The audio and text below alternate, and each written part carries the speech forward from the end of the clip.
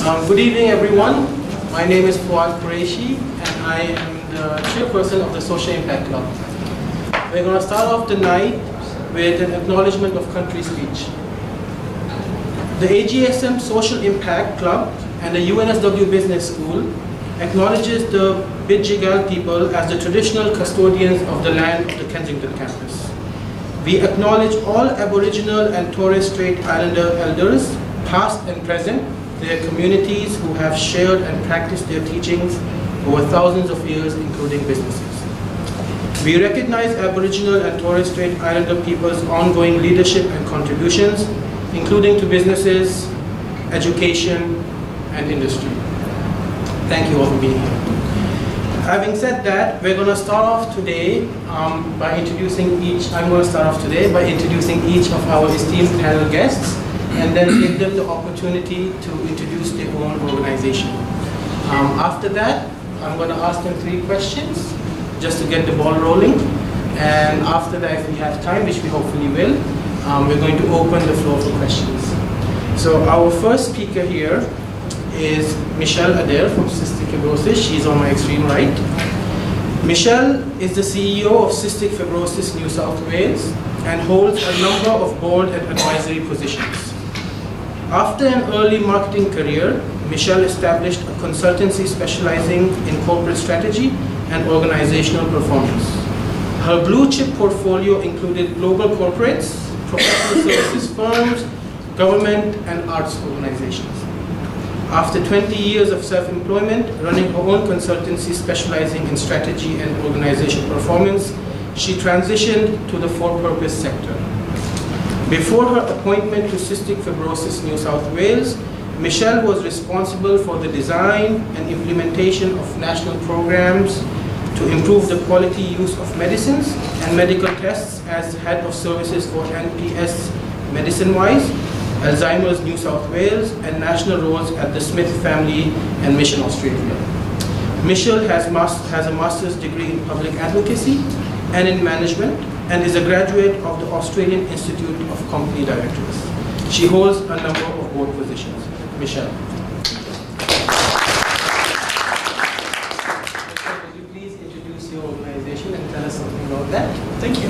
And firstly, thank you very much for not only the invitation to join you tonight, but congratulations also on even hosting an event like this. I think it's a real compliment. I had the privilege of speaking to last year's students as a guest, and I'm delighted that again a number of the AGSM students were a part of fundraising for us here on campus for cystic fibrosis. So if any of you were shaking the tin for us and engaging as CEO, my very sincere thanks for your support of our work. Let me start very briefly by telling you a little bit about cystic fibrosis. It is the most common, fatal, but rare genetic disease in Australia. A young person is born with cystic fibrosis every 4 days, and a young person dies of it every 9 days in Australia. There is currently no cure, and although the life expectancy is now wonderfully 37, tragically the vast majority of our clients lose their lives in their early 20s. Our organisation works across New South Wales and the ACT. We're a part of a federated structure. Your studies of organisational structure around the challenges of federation are all true. If you think it's hard, it's worse. We can chat about that. But we are a federated structure. We have about 1,000, there are around 1,000 people in New South Wales ACT with a diagnosis of CF. So if you can imagine the challenges of us being a service provider across New South Wales for only 1,000 customers, would you open that business if that was your business model? Not a chance. Are we going to close our doors? Not a chance. So but that is our challenge. CF is what we call a whole of system disease. It affects all of the body organs, predominantly choking the lungs and the digestive system with a very thick, sticky mucus, which is ultimately what leads to lung deterioration and usually death. Our clients, if they're fortunate enough to be eligible, which is a bit of a mixed blessing, are the largest recipients of lung transplants and also very frequent recipients of liver transplants. So we provide services across the spectrum from counselling, from birth, diagnosis through grief and loss, referrals, support networks to try and access other systems, and obviously a whole range of information, emergency financial assistance, and help right across the spectrum of trying to reduce the burden of disease. So that's us. Turnover, 1.7 million. I've got 15 bodies and 12 FTEs. Thank you very much. Next in the center we have Mr. Anil Yadav from Ekal Vidyala Foundation. Mr. Anil came to Australia in 1995 and works in an automotive industry. He did his graduation in industrial engineering from IIT Roorkee in India and his MBA from Punjab University in India. Anil has a passion to work for the community since his young age. He is a founding member of Ekal Australia and currently president of Ekal Australia. Apart from Ekal, Anil is currently involved with other community organizations like Hindu Council of Australia and Seva Australia, and he did the fundraisings for Nepal disaster earthquake recently. Mr. Anil. First of all, thank you, Fawad, and thank you for invitation. And I would like to introduce myself. Ekal Australia is a global part of global organization called Ekal Global, and the Australian chapter was started back in 2004. So, what is Ekal? First of all, you would like to know. It's a unique concept started back in 1980s with a single teacher. Ekal means single teacher school back in India, and especially in the rural and tribal area of India. So there was no facility for the education in the remote areas in India. So this concept started, and the single teacher school was started by that, and it's a non-profit organization. And they started with few schools, and now in India there are about 52,000 schools are running. Ekal Australia started in 2004 here, and with a group of volunteers, about 6 people started, and then in the first year we could raise the funds for 30 schools, and today in 10 years time, our organization has sponsored about 750 schools in India. So the purpose is basically the education, especially the concept is based on that everybody should get the facility of education. The basic education, everyone has the right for education. So that's the concept it's based on. And so it's in Australia, this organization is being run by the volunteers only. There's not a structured organization. There's only not for the payment for the organization. So only the volunteers are involved in it. And in Sydney, there are about 20 volunteers are working. And in Australia, we have got chapters in Queensland, in Melbourne, and in Perth as well. There are about 20 volunteers there. So it's a very small organization in India and in Australia. There are about 40 volunteers working in this. But overall, back in India, there are about 2,000 volunteers working on this work. So that's what Ekal does. So, thank you very much, Mr. Anil. On my immediate right, representing Make-A-Wish is Sean Coristine. And before moving to Australia from Canada, Sean worked for 4 years in commercial finance in the US and in Canada. He moved to Australia in order to complete his MBA from this very prestigious university, AGSM, before being hired by Booz Allen Hamilton in a strategy consulting role. After 2 years with Booz, he decided he wanted a change in careers and went to work for Mission Australia as the manager of their corporate and community volunteering team. Working closely in this role with the fundraising team at Mission Australia, he moved across into corporate fundraising. 2 years ago, he was hired by Make-A-Wish as a national manager to lead their growing business partnership team. So, as you know, I've made a bit of a shift going from the strategy consulting to Make-A-Wish. And I guess why I've made that shift is because I like an outcomes-focused organization. What we do at Make-A-Wish is all about outcomes. It's all about granting wishes to children with life-threatening medical conditions. So what I really like about the organization is that's our single purpose.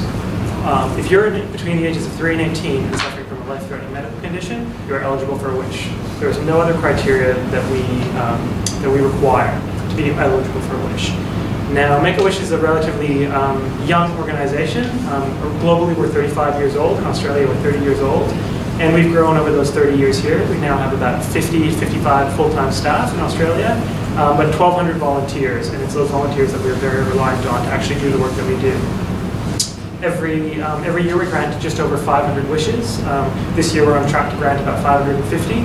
We've got very ambitious plans to grow and to grant about 2,000 wishes per year is our goal. And that's based on global figures saying there's probably about 7,500 people under the age of 18 suffering from a life-threatening medical condition in Australia. So I'm very glad that we have a representative from cystic fibrosis here, because a lot of the children that we do, I shouldn't say a lot, but some of the children that we grant wishes to are suffering from cystic fibrosis. Why we do the work that we do is because we've seen the positive impact that the power of wish can have. So we've seen children who are battling illness, going through cancer treatments, talking about 6-year-old children going through chemotherapy, dialysis, stuff that adults have trouble going through, and a lot of them are in a very negative space. But when they know that they're going to have a wish granted, we see positive impacts, whether they be physical, emotional, you name it. We actually see 75% of the children that we work with see physical improvement when they know that their wish is going to be granted. 97% see emotional improvement. And so we see the work we do. We're not so bold as to call it medicine, but we see it as a complement to medicine. And so that's what we do at Make-A-Wish. Thank you very much. I'm going to direct the first question at Michelle. Could you please discuss your path on how you came to the non-for-profit sector? Was it, did you have any special interest or passion in a specific project? How did that transition from? I think it goes, sorry, can you hear me okay? Yeah. For me, it goes back probably certainly to my early high school days, when if there was an opportunity to, I remember in my earliest experience, was to grow a sunflower to raise money for some environmental cause. I had no idea what the environmental cause was, but we had to grow sunflowers. And I remember very fondly, I grew up in a house on a hill. And of course, as you do with kids, you got people to sponsor me. And the idea was, for every centimetre or something. And my neighbour 2 houses up said that when he saw my sunflower pop over the fence, he was very concerned. He thought he'd better come down with his shears. He didn't. But so that's in my DNA. I was an exchange student in my last year of high school, and I actually graduated from high school in the States in a small town in Illinois. My speech in 1980 was the year I graduated from high school there. My speech was an original oratory speech. I was on my high school public speaking team, and it was on the inappropriateness and unnecessary nature of America's gun laws. I was 17 and I was speaking in Chicago in 1980. My views haven't changed. So that's always been me. I was one of those people from my earliest days that read electoral brochures. I've stood in elections, I've done that stuff, so this is me. My path to working full-time though in the for-purpose sector, I actually make the mistake myself sometimes and continue to call it the not-for-profit sector. I don't like things to be defined by what they're not. I like us to be defined by who we are and what we're about. So if I do it again tonight, please call me up on it. I work in the for-purpose sector. Was that when I was consulting, my corporate clients, and they were organisations like KPMG, UBS, Phillips Fox Lawyers, the Department of Defence, both here in Australia and also in New Zealand. I kind of worked at the big end of town. But they were subsidising my work for small community organisations. And when I got to a point personally in my life where I didn't need to be self-employed anymore after 20-odd years of doing that, I was never going to work to make rich shareholders richer. That just isn't my thing. And I've never regretted it. And I guess one of the messages I have for you is never imagine that working in this sector is less competitive, less strategic, less challenging, or less professional. If anything, we almost have to work harder at all of those things because of the space that we're in. Sally, would you like to mention how you managed to come into the for-purpose sector? Okay, I'll explain. When I was studying, let me tell you about my background first. I came from a rural background myself. So I grew up in a country town, very Then Could when you please speak a little louder? everyone can hear me? Yeah. Sorry. So I grew up in a country town, and then when I came to Australia after my studies and after like doing about 10 years of doing the job in India. So when I came to Australia initially, after settling down in Australia, then I started thinking that I grew up in India, and there are a lot of people who need the education, like a lot of children need the education and they are not getting the facility over there. So that thing was in my mind, back in my mind, that how I can contribute, how can I help the people in India, the children, especially in children, to get the education. So back in 2001, after 9/11, what happened, we had a multi-faith conference was happening in Olympic Park. So the people from the global leaders came from different places, and they had got, this conference went about for 2 or 3 days, and there I got the opportunity to meet the ACL global president, and he was saying that he guided, you want to contribute towards the Indian side, India, and would you like to be interested in to join this ACL movement? I said, what is ACL movement? So then he explained it to me. This is a single teacher school concept is going on. It's a not-for-profit organization, and we want to run the schools in the rural and tribal areas. So then I got interested, and then main concern was that how the funds are going to be reached to the beneficiaries. So that he mentioned that this organization is working absolutely on not-for-profit, and this 95% funds are reaching to the beneficiaries, to the schools itself. So I said, yes, I will be interested. So I found the like-minded people, and then we started this organization in Australia chapter started. And in the first year itself, we could raise the funds for 30 schools, and slowly every year we got more and more volunteers got involved, and it's a word of mouth. So people, back in 2007, we could get our organization as tax deductible donation as well. So since 2007, this is all the donations being paid for this organization is tax deductible as well. And now ACL, I'm proud to say that ACL Australia is the third biggest chapter of ACL Global. ACL India is of course the biggest. The next is ACL US, and this is third is ACL Australia. And now it's being run in ACL UK, New Zealand, Singapore, and about 7 countries are contributing towards this. So I always have a passion for education. If you have heard about the Swami Vivekananda, he said one thing: if the school cannot go to this, if the child cannot go to the school should go to him. So that's the concept it based on. So that's I'm proud to be associated with this organization, and I'm happy to share it with you that we are reaching to our goals. Our target is to have about 100,000 schools in the next 5 to 10 years. Thank you. Sean? Sure. So my background was in finance and then consulting. Came after working in banking out of university, came to AGSM and did what a typical MBA does. Went to work for one of the big 4 consultancies. Worked there for a couple of years. Learned a ton. Did a ton of travel. Went to some large organizations, meeting with CEOs. Great stuff.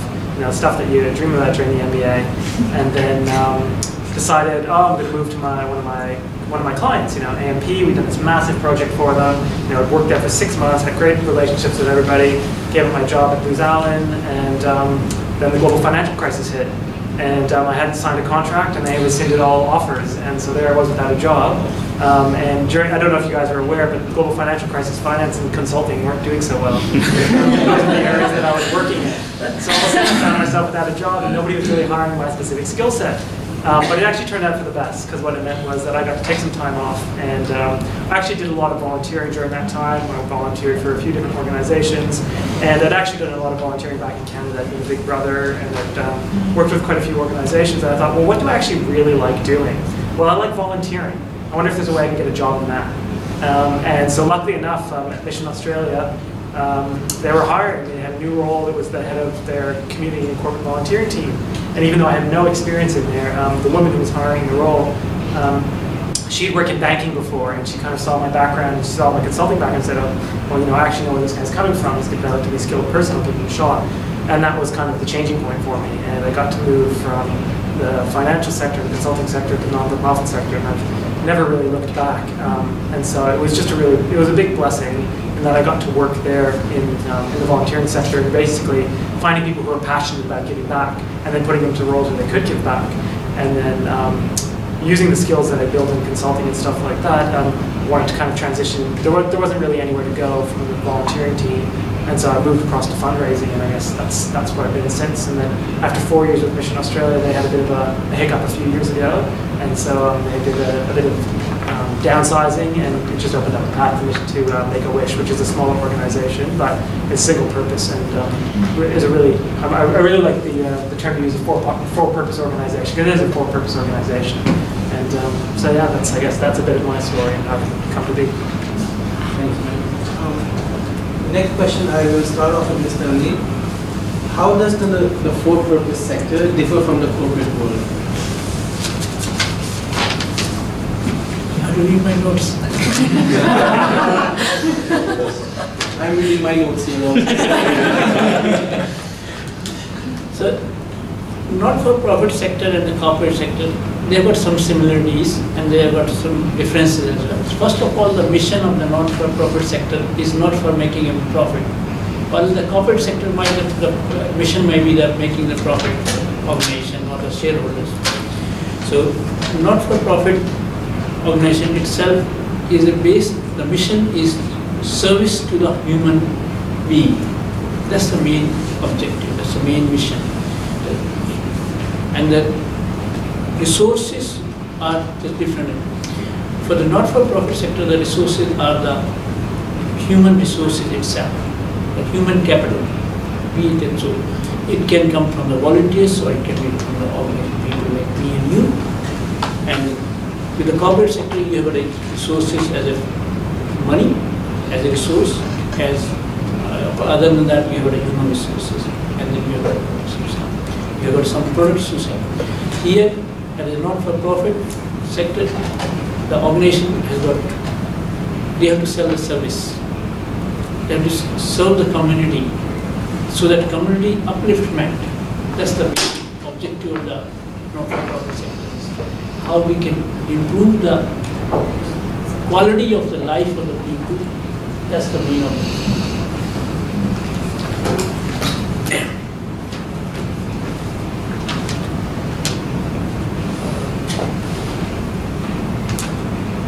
How we do it, the objectives, promotion is how do we promote the not-for-profit sector organizations. Like ACL brand.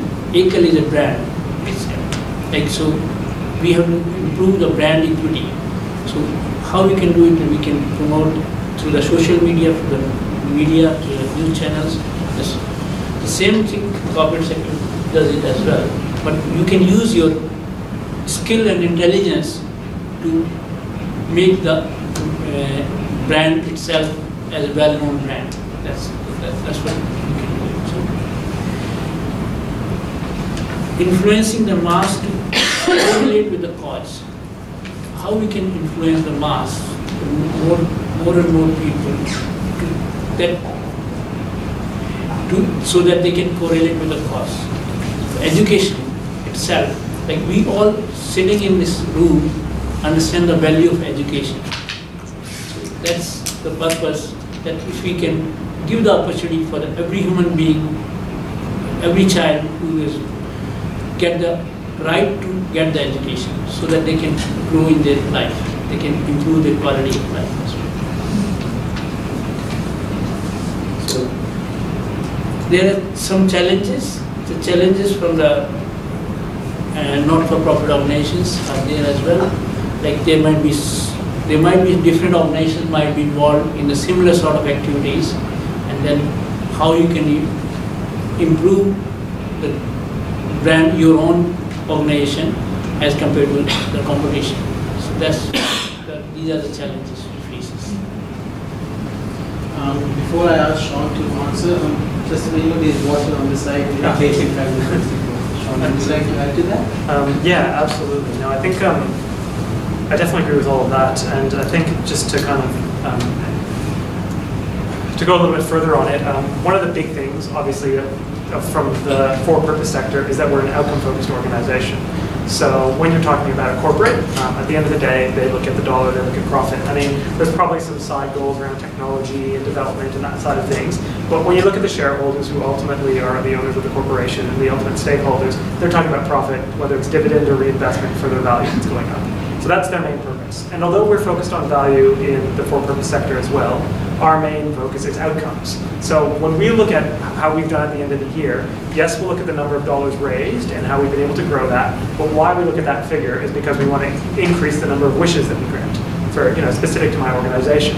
So when we look at, if we judge ourselves and how we've done, we're looking at the number and the quality of the wishes that we grant.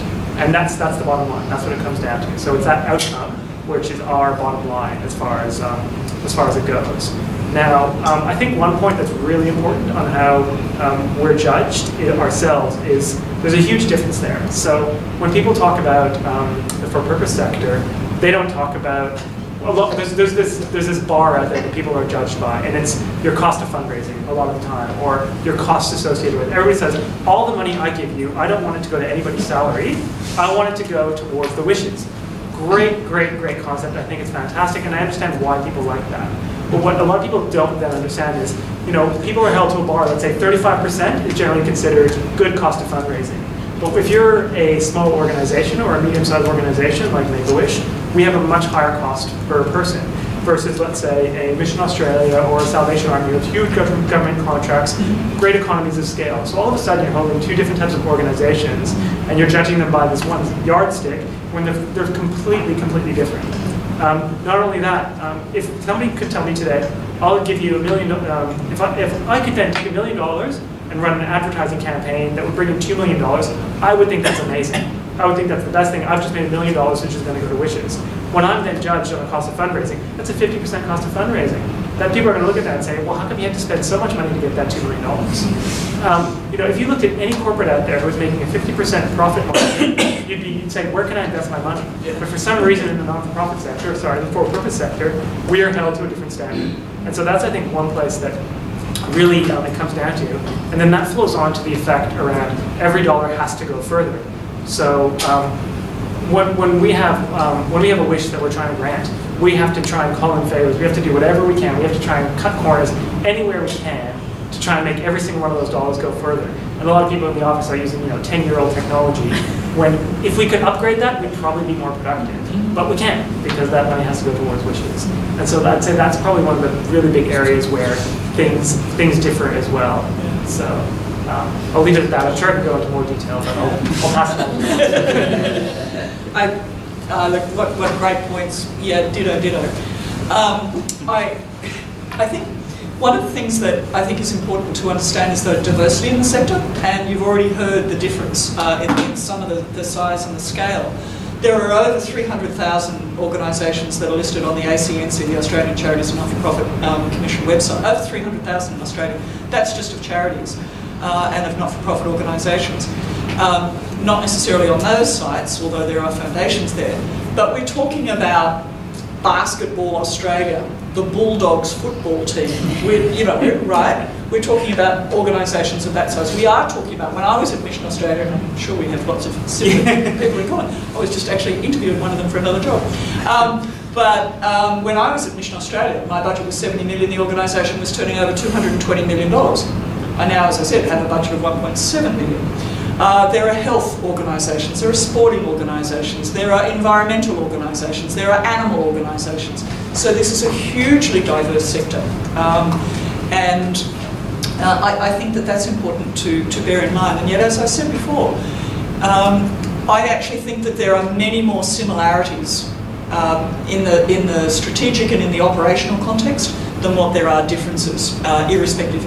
Business has got to be business. When I was doing my marketing and management stuff, I think the perfect business model is still the typical mum and dad family-owned 7-day-a-week corner store that charged a massive price premium because they were the only place that you could get toilet paper at 3 o'clock on a Sunday afternoon. their succession planning was their 3 children who knew how to manage the till and stock the shelves from when they were big enough to be able to not fall over stuff. You know, some of those principles, I'm a very simple soul, and those principles are still, to me, fundamental. You understand your customer. I'm a marketing person. You understand your customer. You work out what they want, you give it to them at a premium, everybody's happy. Our issues are the same. It is about social impact. It is about making difference. It is about being able to strike them forward. Yes, that is ultimately the difference. I'm quite sure that corporates do not have mission statements that say they exist to make their shareholders richer. But of course they do. I mean, that's what they're about. Their mission statements talk about, you know, whatever they are these days. I used to know what, you know, Honda and Coca-Cola and everything. We've all been where you are. So, but that's not what they say. But at the end of the day, even as a marketing person, I used to get really frustrated that, that really customer satisfaction was often compromised. And I often felt that even if they put the customer really first, rather than the shareholder, that they would very frequently make different decisions in the same way that we have to make quite different decisions in our organisations. But on balance, I think there's, other than our hearts, I think there's obviously a lot more heart in our sector than on the other side of the fence, but we need to have just as much head. The last question from my side, I start off with Sean. What are the areas in which you think that MBA students can contribute their skills and knowledge and to add to the value to the organization? Sure, I'm going to steal a line from a TED Talk that I saw recently about this, and they were talking about an MBA graduate from Stanford and how much they make. And basically what they said was, you know, the CEO for your average not-for-profit organization makes something like $170,000. I'm just pointing the figures out here, but it's somewhere around there. Whereas the average MBA from Stanford would make something like $250,000 a year if you put them in any type of role. So for that person, currently the way it works, it's more profitable and probably even better for the profit when you think about it in the long run. If that person goes to work for one of these organizations, making $250,000 and donates $50,000 a year to that not-for-profit organization, you'll probably get a seat on the board of that organization as well because he's such a large donor. You know, he's a very smart person as well. So, you know, obviously they'll want to have his talents. And meanwhile, the CEO will, you know, who's doing probably a lot of it out of the goodness of the heart, is making less than this person. And that's just a kind of a fact of the matter what the sector looks like right now. But I think when we talk about the MBAs that are in this room and MBAs as a whole and educated people with a high skill set, I think one of the big things that you all can bring to the table is to actually say, well, maybe I don't necessarily need that $200,000 paying job a year or whatever it is. Maybe I'll be willing to take a little bit less and do something to give back. Or maybe I will take that job, but I'm going to try and change the concept out there. I'm going to try and change the way people think out there to say that no, you know, I'm going to change the way people think about the for-purpose sector in terms of, you know, what we think is okay that goes on in that sector, these misconceptions that you have about it. And whether your skill set be then volunteering, working for that corporate, which is fine, and then volunteering for a non-for-profit that could use your skills, or whether it be saying, I'm going to do something that I'm passionate about and get a job in something that I'm passionate about and try and give back a little bit. I think those are definitely things that can be done. And, you know, the for-purpose sector doesn't always work as efficiently as possible, but if you keep banging on the door for long enough, they will answer. And so, you know, just to put the word out there that, you know, you have skills that you want to give back, and the sector is always looking for intelligent people who are willing to give back. And I guess that's kind of the way I'd look at it. Yeah, I'd agree again. Work for us, volunteer for us, give to us. You know, like I said, I'm a pretty simple soul. But yeah, I mean, you know, very valid points. If your thing is the city to serve, you know, get some friends together and you know, make it a third-party fundraiser. You know, if you love animals, even if it's a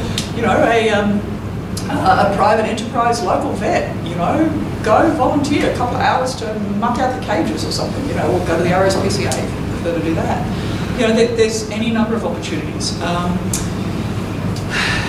skill volunteering is very different to the sort of the bulk volume volunteering. Our organisation being so small and being so particular in the nature of the work that we do, we have very limited volunteering opportunities. It's a real frustration of mine and of ours.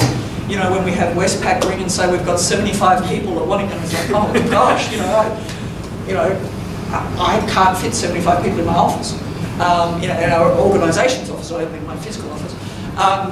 And so that's tough. But there are obviously opportunities like that, and the work, as I mentioned before, that's being done on campus for us is fantastic. That's volunteering. You mentioned, your personal experience with programs like Big Brother, Big Sister.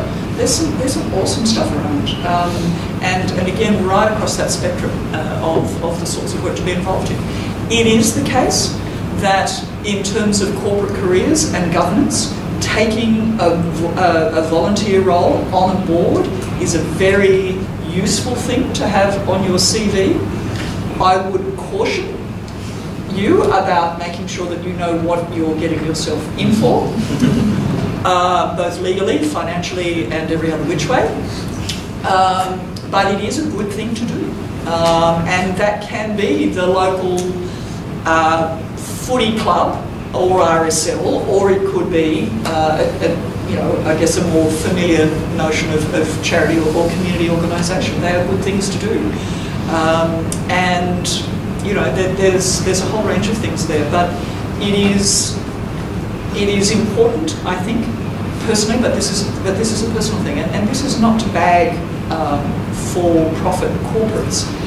I like having clothes. I like driving a car. I like eating food. I don't have a problem with companies making profits. I have a bit of a problem. Actually, I have a lot of a problem about the ethics of some of that. So, there are limits for me, but that's why I work in the sector. Yes. Our organization is, as I mentioned to you in the beginning, that it's a totally volunteer-based organization. So there is no, as far as the financial remuneration is concerned, there is no remuneration we can offer to the people who want to join the ECL. But you can you can get involved as a volunteer, and then in Australia itself, and then you can feel that your contribution, you can use your skill and you can use your intelligence here to contribute to do the fundraising for the people, to the children in India, and so that will give you a feeling that you will feel good about yourself, that you are contributing towards the education, towards the children. Not only in India, but this is spreading over all the Southeast Asian countries. This concept started in India, now it's running into Bangladesh and Nepal as well. And even in Australia, we have got opportunity to get, especially the indigenous community. There's a lot of people that are not going to school, so how we can motivate them to get them to the school. Here, we are a developed country here, so that's why government is running a lot of funding for that indigenous education. But there's a lot of opportunity in Africa. So if we think globally, there's a lot of opportunity to contribute to this organization for the education of the children. And that will give a good feeling, yes, I'm contributing for the upliftment of the quality of the life of the children. That's one thing you can do. Again, that you can use your skill by introducing ECL to your social media. We organize every year. We organize the events. We have in Australia. We have got other wings as well. Like we have got ECL Youth Wing. We have got ECL Women Wing, and they are the volunteers, and they do different type of activities. They do the fundraising events, and by raising the funds, and then we can contribute towards that. So yes, unfortunately, we don't have any set. Our organization doesn't have any career path from the financial remuneration side, but as a volunteer, you can definitely contribute towards that. If I can, other than the altruistic reasons, I mentioned the value of sitting on boards, but as an employer, when I see a CV, and I don't care whether it's a young person, relatively early entry career, job, if they've been a guide leader if they've run youth groups for their church at their church camp, if they've been a soccer referee, and then progressively, obviously, those lists and those opportunities change a bit as we have birthdays. But they actually mean a lot to me as an employer, and I was the same when I was working in corporate environments as well. That says something to me about the whole nature of the person. I don't care if you're a music teacher or but it says something about how rounded you are, how complete you are, and how you see your role in the world. And they're the sorts of people that I want on my team. We'll now ask the audience if anyone has any questions. Yeah. Michelle, Neil, Sean, thanks for coming. I think it's like obviously a difficult question to answer. It's the middle ground to say you don't want to go, you want to help, but obviously you can't fully go into the position if you want to work. And it's, I understand, Sean, you're saying in terms of the monetary value, how do I make sure I get the full purpose out of the money I'm giving? So it's like, I know coming from it might be subjective coming from an African perspective, from South Africa, there's concerns of the money you're giving and what value it's actually adding at the bottom line. So have you been able to find a middle ground to say, well, you're able to give, because on my perspective, I prefer to give my time or actual product value instead of money, because there I know if the money is out of the way, then I know it's either the product or the service that I'm providing. So you've been able to find that middle ground that where people can contribute in those ways? Or essentially in time, I know you said like, Michelle on your side, 75 Westpac employees, but obviously it's not practical. Yeah, look, irrespective, I would suggest, of whether you're volunteering is perhaps a slightly different scenario. But certainly if you're giving, have a look at the evaluation measures of the organisation. Look at their annual reports. Look at their websites. Are they counting the number of clients that they support? Are they looking to measure impact? I thought when you were talking about, when you started describing it, give me $1 million. Tim Costello says that his sort of classic line is somebody supposedly approached him somewhere, coincidentally in South Africa, I think, and said, I'll give you $1 million today if you guarantee me that every cent of it's going to go to the purposes that I want it to go to, that's going to help. And he said, no problem, I can do that. That's great. He said, fantastic. And he said, how do I do that? And he said, give it to me in a bag of cash, it'll be great. And the guy said, what? And he said, give it to me in a bag of cash, it'll be terrific. I'll just walk around the streets, I'll drop it, it'll be going exactly where it's going for. And of course the response was, don't be absurd, I need to know that it's going somewhere. He said, oh, no. Because if you want me to evaluate that it's going somewhere and account for it and process it through my bank or cash the check, or, no, well that's got overheads. So if you want 100% of your donation to go where it's going to go, the only way to do that is to give it to me in cash and I'll just throw it literally around. So, which is kind of an interesting challenge. But I would really encourage you to look for impact evaluation, outcome measures. There's a number of different models. You should be looking in the development world. We talk about log frames and program logic models. They're very well known. You should be asking those sorts of questions of any organisation. Yeah. Perhaps less so if what you're enjoying is taking someone with disabilities to the beach for the day, because maybe that's just enough to really feel good. Maybe. I would still be asking, are there more? Can we get more? Is there an even better, more efficient, effective model? But they would be the sorts of things I'd be looking for. In much the same way now that the corporates that are really serious have quite sophisticated corporate social responsibility mechanisms. That's the same thing. Yeah, just to add on that, corporates are getting a lot better at it these days. Gone are the days where companies will say, yeah, you look like a nice charity, we'll give you a check we'll give you a big check and we'll walk away. No, they want outcomes, they want proper partnerships, they want to know that their employees are engaged with the organization, they want to know that they're basically, that they're getting the outcomes that they want, because they see it as a business decision in a lot of cases.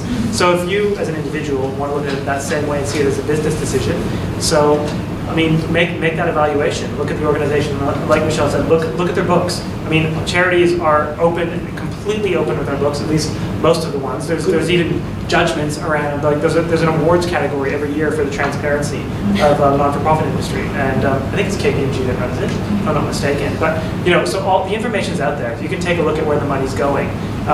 What I suggest don't do is when the Sydney Morning Herald says, here's the cost of fundraising of 20 charities, and they list them in order. That's useless. It's completely useless. Don't look at that. Do some investigative research yourself. Volunteering is always good. Gift in kind, absolutely, we can use it. So if you have stuff, one of our largest partners is Qantas, because travel is a huge part of a lot of the wishes that we grant. So that's fantastic. They don't give us any money, but they give us free travel for families. So that's great. That's something that's just as good as $1 for us if it can go towards granting wishes. So if you want to do something like that, fantastic. If you want to use your skill set to volunteer with us, there's Go Volunteer, there's, you can go seek volunteers, all the positions are out there. But at the end of the day, to be honest, I mean, we do need dollars. We need money. It would be great if we didn't, but we do. So if you are planning on giving, just do your research and choose the charity that's right for you.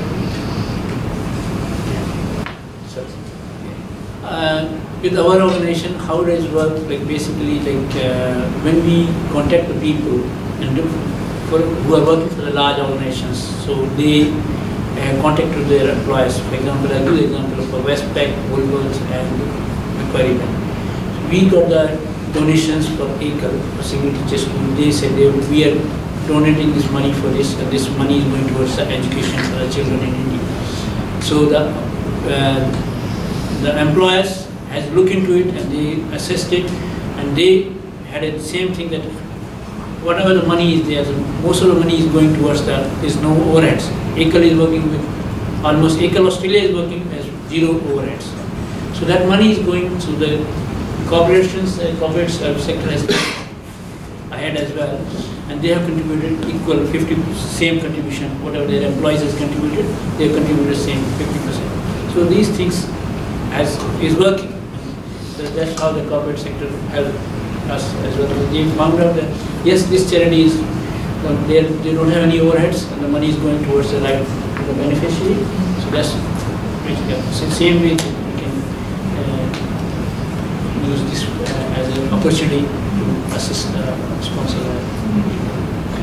Just one other variation on the volunteering, like Make-A-Wish, all of us probably.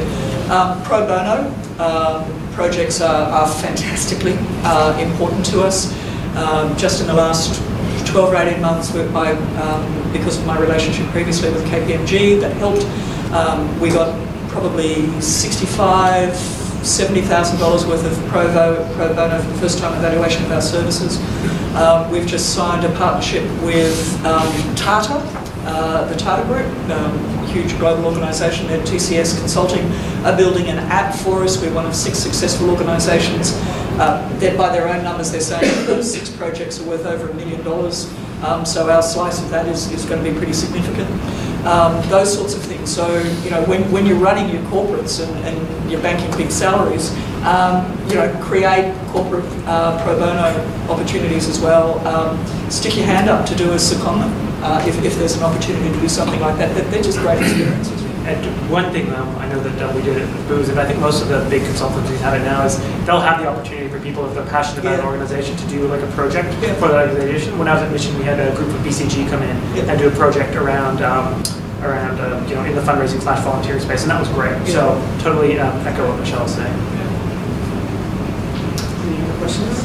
I'm studying social impact at the moment, so I'm not doing an MBA, and I'm really interested in your thoughts around social developing, or the appetite for moving towards developing social enterprises to develop income streams, so that you are not constantly then seeking donations to ensure your financial viability. So I'm just really curious about, I know that's not an easy thing necessarily to achieve, but I just wonder what the thoughts are, because you're talking so much about impact and outcomes, so around that.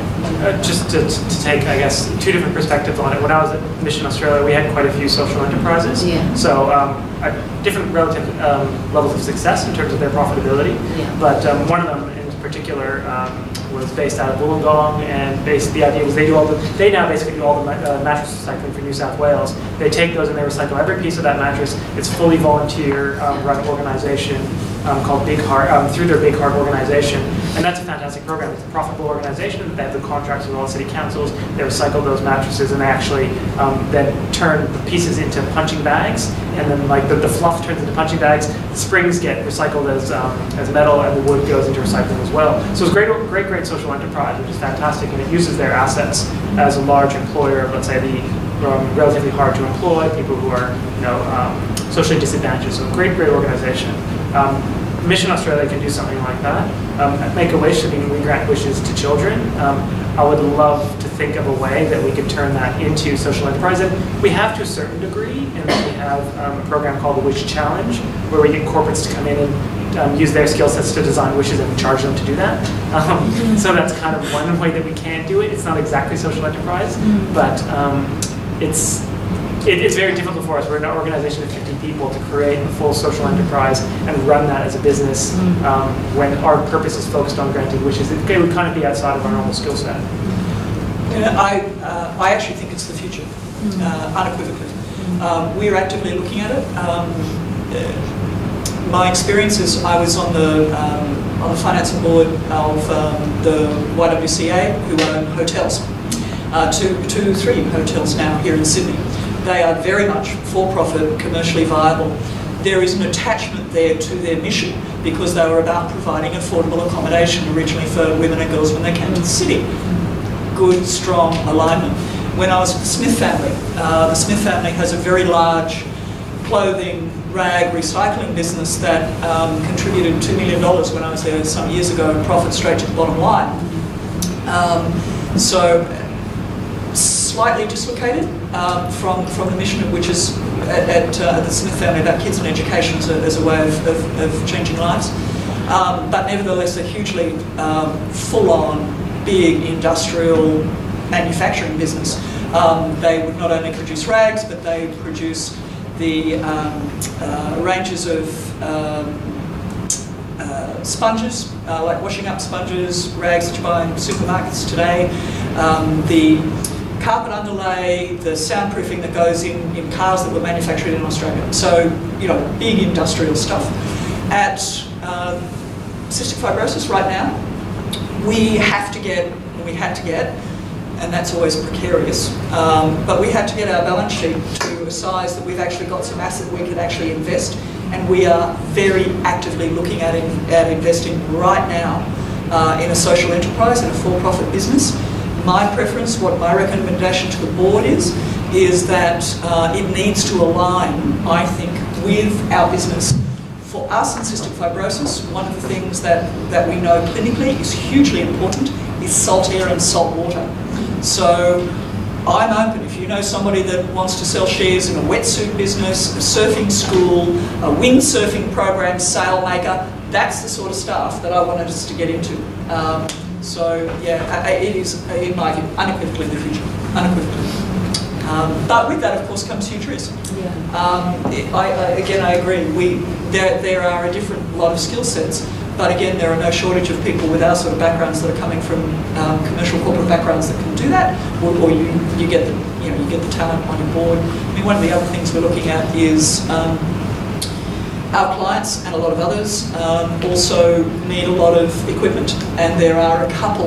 Paraquat has a very successful, profitable business, wholesaling, retailing and renting soda motor neurone disease, everything from wheelchairs to nebulizers and stuff. So there are opportunities like that. My view is that market's already well and truly occupied, so that's why we're looking at quite eclectic things.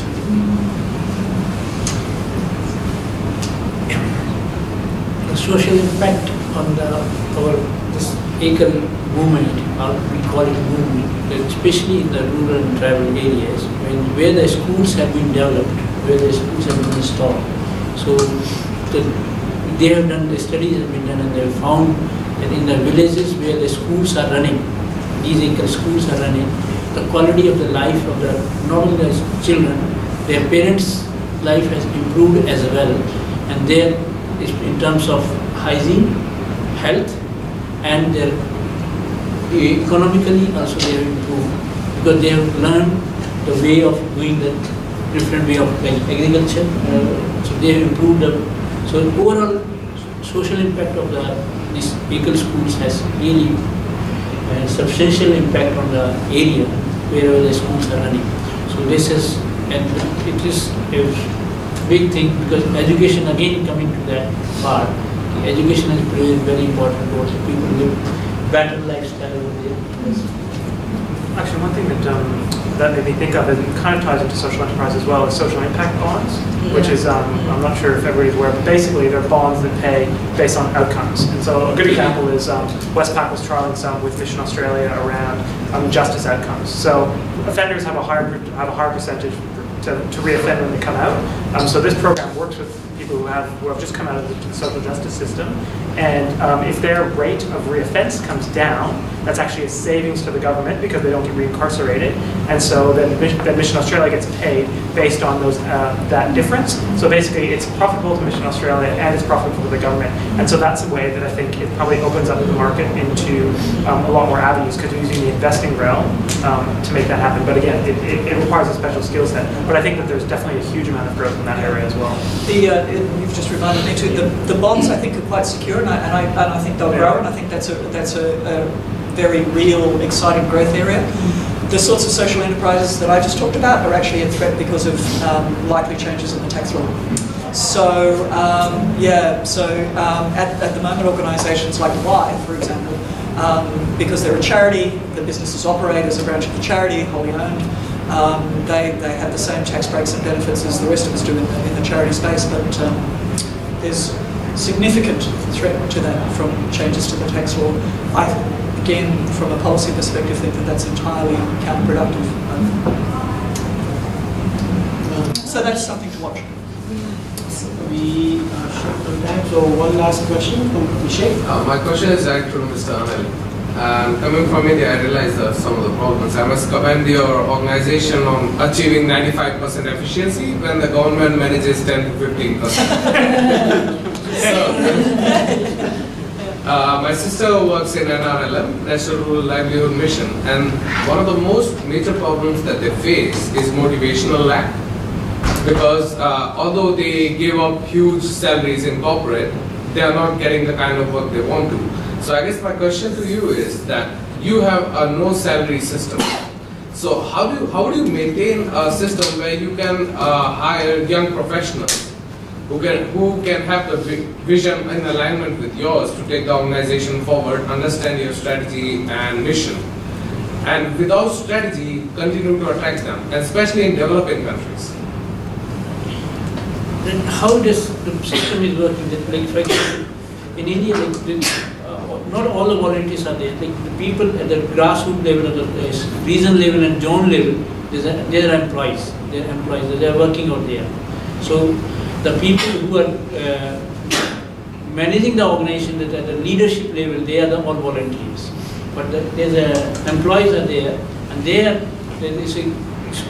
the whole organization has got a structure in it. With the structure, and that's why they are managing it. And you can, so they are certain level. Like for example, teachers. Of course, they are paid teachers. Then after the teachers, then in journal we have got the zones, states. They are paid employees as well. That's how we are managing. So, as far as your question to us was, you asked the question that how you are managing without being paid for the long-term mission. Because if somebody continues with the organization for 20 years, he'll embody your values. Right. And he'll try to work towards his life to achieve that mission. But if you, at the higher level, if you don't have people who are managing that kind of organization, and if there are only volunteers who are moving in when it facilitates them and moving out, how will you maintain a long-term vision of your goal? Because your leadership is constantly changing. That's my question. Right. It's hard even with paid employees. No, it is. It just is. Can I answer? Please. Because I'm almost part of the same organization. So AGL has been running in India for last 30 years now. And people like retired Chief Justice from the Indian Supreme Court, the CEO of one of the biggest TV channels, Subhash Chandra, he's on the board of AGL. So we've got such people who are so passionate about doing something about India and for the education of poor children, that for them the motivation doesn't come from it. They are only successful in their own lives, they've done enough to make enough money. So they are providing leadership to people who are actually working on the ground. And they are the ones who are being paid enough so that they can also have a reasonable life. So it's an organization which is purely based on the goal of educating as many people as possible. So there are 52,000 schools running at the moment. And that means we are educating close to 15 million children, which is big achievement. Purely 95%, 5% progress, that's all. We have time for one more question. Does anyone else have any question? My question was actually quite similar to Abhishek's. So we, Social Impact Club, we fundraise for Vanuatu as well as cystic fibrosis. So what happened was that it's so difficult to fundraise that, while doing that event, we realized that whenever we went to approach people, they were running away from us. So I just want to know how Welcome to our world. how do you keep yourself motivated? How do you get up next day and say that, yes, today we are going to get the money or get the required result?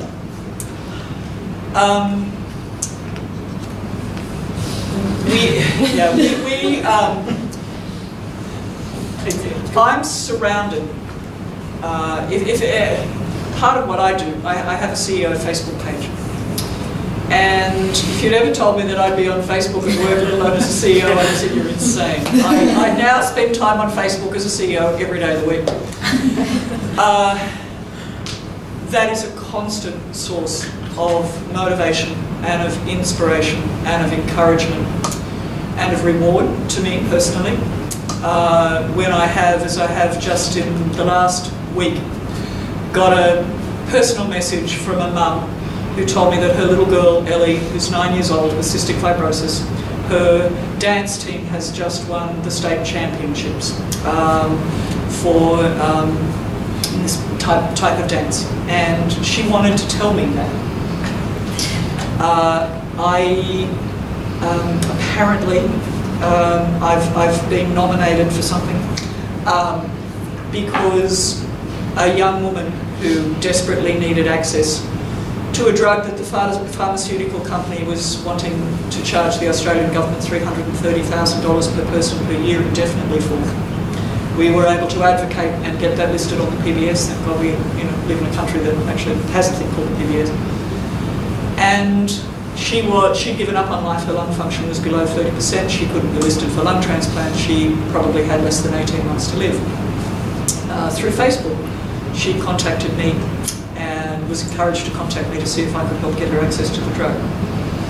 Her lung function is now 60%.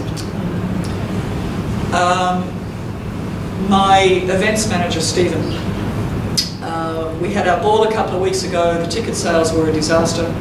We had one of our major sponsors pulled out, so a bunch of us worked our tails off for 6 months and made $15,000. It was a very unsuccessful event. However, we had 250 people in the room that had a really, really good time.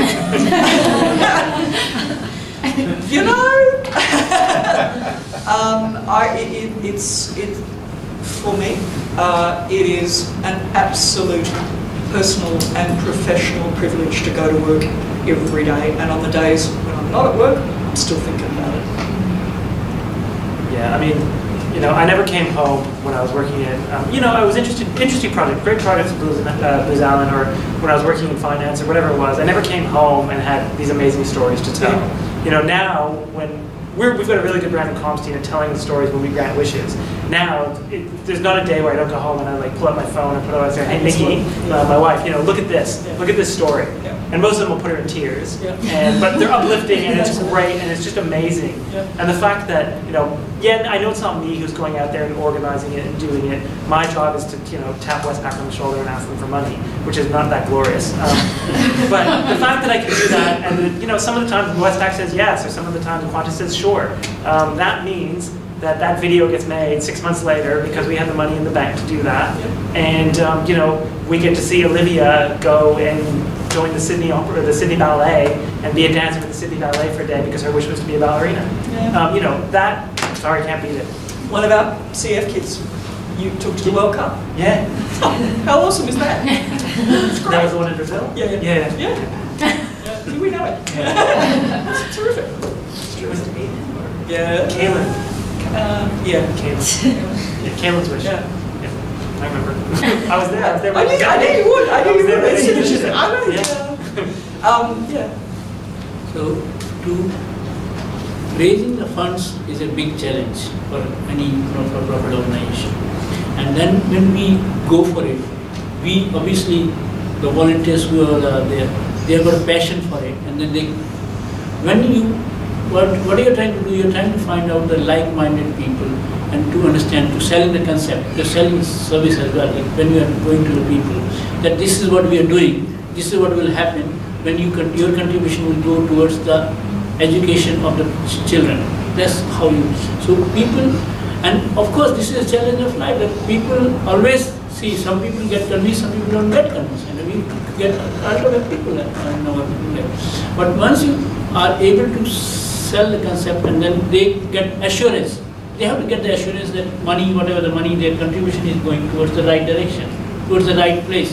As you said it, as well, you said it, that people are concerned of my money should 100% should go to the beneficiary.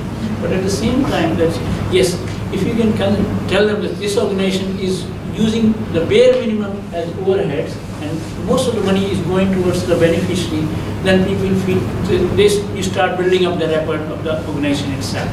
The brand, that's the brand equity. That's the brand image of the. So that's how it works, and people get. The challenges always come. These are the in day-to-day activity comes. Don't get me wrong. You know, it's a tough gig.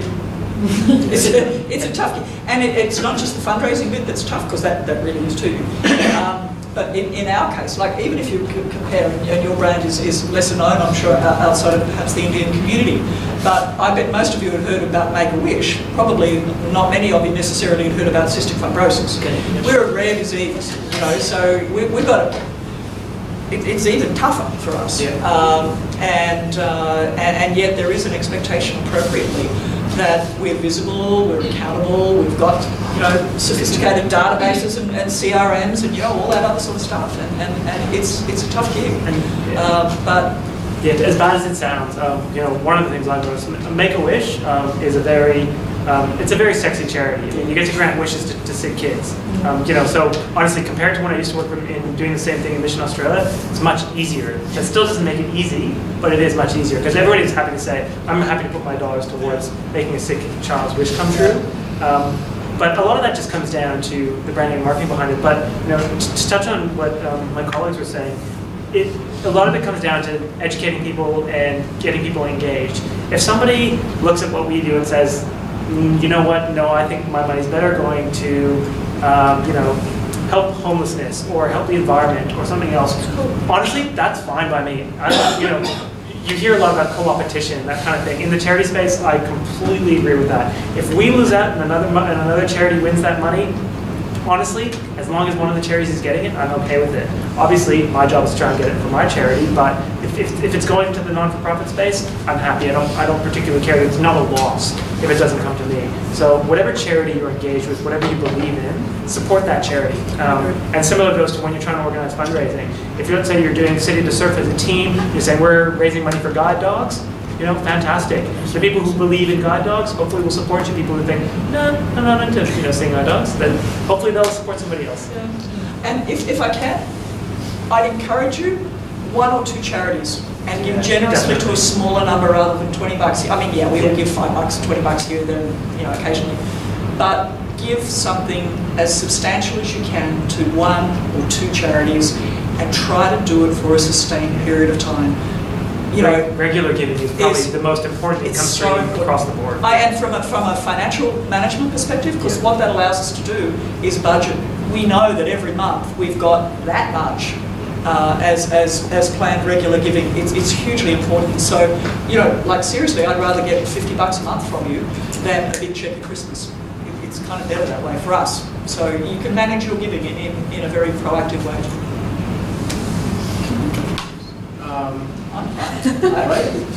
So it's kind of like a combined of all of them, and because social enterprise we've already talked about, and you know the fundraising part is always difficult. So are there other strategic ideas that I agree with Michelle saying that you know we do need to have a more business strategic aim for the for-purpose sector moving forward, and it is equal, if not, as you said, working harder. So what are your kind of strategies or whatever moving forward so that you're not so dependent on necessarily just donations or government grants or whatever that, you know, can be fickle or difficult to get or whatever? Like, do you have ways forward? Are you doing collaborations? Because there are a lot of organizations that do similar things or whatever. Do you work together so that the monies are going to help, you know, that biggest impact that you guys want to do?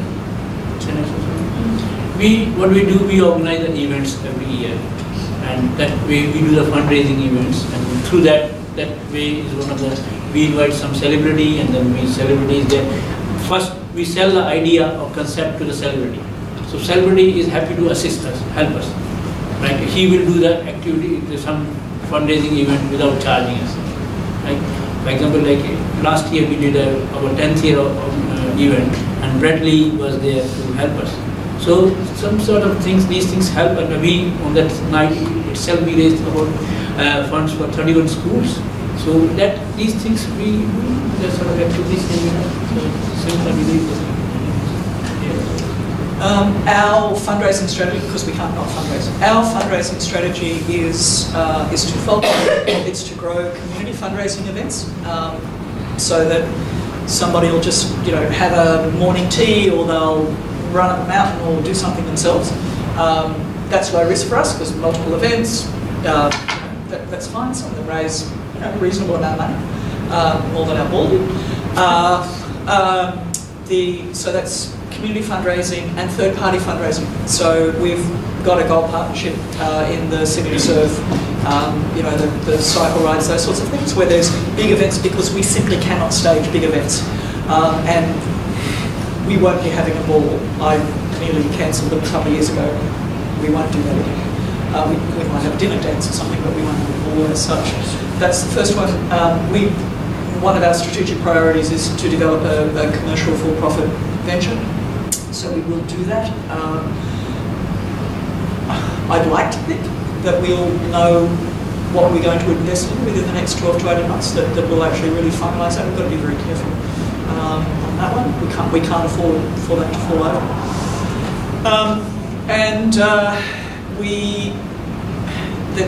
They're prominent. That's really all we've got. I have one government contract.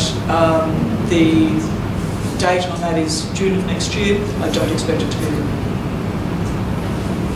Yeah, I think kind of you could use a good MBA word, diversification of income streams is hugely important. So, I mean, Make-A-Wish, our turnover is about $16–17 million.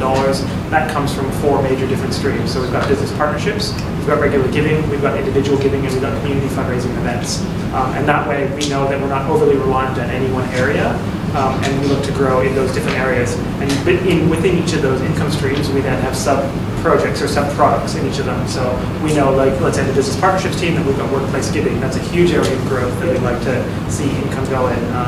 We've got sponsorships, we've got cause-related marketing, which is massive as well. So, you know, we've got different products out there, and we're always developing new products to try and meet the needs of the market. So it's just like any corporate out there. You know, you don't see horse buggies around anymore because that part of the market no longer exists. the horse buggy company needed to either diversify where their product base was, or you go out of business. So similar in the non-for-profit space, we have to diversify. We have to try and bring income in from other areas, because I mean, Make-A-Wish, we don't receive government funding, but across the board, government's cutting funding to the non-for-profit space everywhere, no matter where you are. So it's just everybody's kind of seeing the writing on the wall that no, we can't rely on government for contracts, despite the fact that we're all delivering, you know, good outcomes. It's just it's not where the future is. So we've got to look to new places. And collaborating with other similar to Yeah, similar or related. So I'm on the board of an organisation called Learning Links,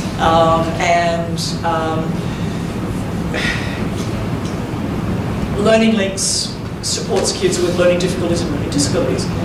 So there's all sorts of alignments there for kids like that have lost time at school with cystic fibrosis or any number of other diseases. So we're actually looking quite interestingly at something. I met yesterday with Surf Life Saving New South Wales about doing some stuff. There's absolutely collaboration. I actually think that there's also an increasing expectation from the general public as well as from corporates that our sector does that, that we get savvy, that we bring like-minded organisations together, because there are no shortage of good causes, you know, and so why not work together? I'm totally up for it. And I think it is happening in the sector. Like, I think just a couple of years ago, Vision Australia was formed, and that was from Fred Hollow's Institute of World Deafly Blind, multiple other organisations as well that are all focused on vision or vision-related causes that caught together. I think Guide Dogs did join, but I believe everybody else did join together to create Vision Australia. And so, I mean, I know in our sector there's a few different people who grant wishes. Starlight works in our space as well. There's a couple other smaller organizations. But in terms of, in Australia, I believe there's 300,000 non-for-profits, but I believe there's about 30,000 of financial significance.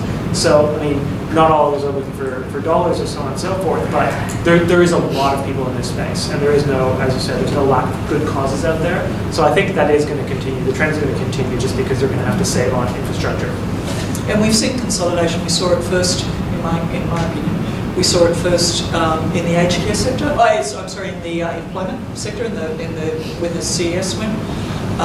So we saw it in employment services, and then in the aged care sector, and now it's our turn. And I think a lot of that's absolutely appropriate. Thank you, everyone. That's all the time we have for the panel discussion. If anyone has any further burning questions or anything else to discuss, we'll all transition to the common room for some pizzas and light refreshments. Before we all break up, can everyone please give our panel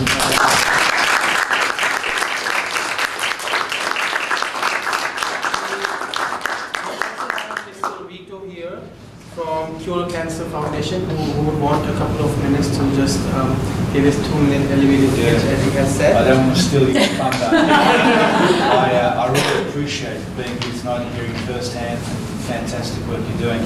I'm relatively new to the for-purpose sector myself. I've been consulting with Cure Brain Cancer Foundation the last few months in terms of identifying diversified revenue streams that we can look at. And the reason that I want to come along tonight, I wear 2 hats. I'm an alumnus of the AGSM, and also we're holding an innovation forum on campus, August 27 to 29, at the soon-to-be-open Michael Crouch Innovation Centre down the other end of the campus. And we've teamed up with a Silicon Valley-based consultancy, and I'd be happy to speak to each of you in that respect, because I think it is all about collaboration. I think there's enough of the pie for everybody. And so certainly from my perspective, I just wanted to let you know that that's coming up. Switchfest.org, check out the website. We'd love to see some students involved in the forum coming up.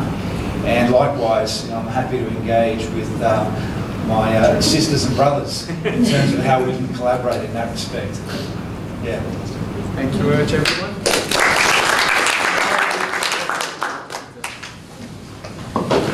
Oh, thank you. Didn't need to do that.